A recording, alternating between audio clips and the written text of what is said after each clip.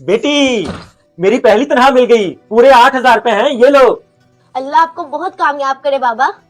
बेटा, इन पैसों से अपने लिए अच्छे से कपड़े खरीद लेना और घर का राशन ले आना। वो तो ठीक है बाबा, इनमें से 200 रुपए सदका निकाल के किसी गरीब को दे दीजिएगा। ये ले।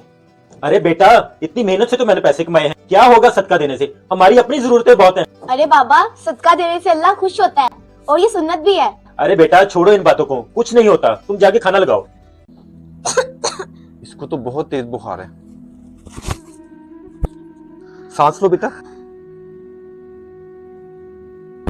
15 दिन तक इनकी दवाई चलेगी। इनको टाइफाइड बुखार हो गया है और कुछ टेस्ट भी होंगे। यही कोई 5-7 हजार रुपए का खर्चा है। ये डॉक्टर साहब 5,000 रुपए। आप मेरी क्लिनिक पे आ जाए, मैं आपको दवाइयां दे देता हूँ। ठीक है डॉक्टर साहब।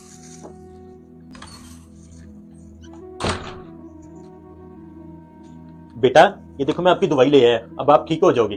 देखा बाबा, उस दिन सदके के लिए आपने 200 रुपए नहीं दिए और आज डॉक्टर को मेरी दवाई के लिए 5,000 रुपए दे दिए। सही कहती हो बेटा, सदके का पैसा गरीबों का हक है, इसे गरीबों को दे देना चाहिए, वरना ये पैसा हमारे हक की कमाई भी ले जाता है। बेशक पापा, सदका जान और माल की हिफाजत करता है। सदका बहुत सी मुसीबतों को टालता है। अगर आपको हमारा मैसेज अच्छा लगे तो शेयर लाजमी कीजिएगा।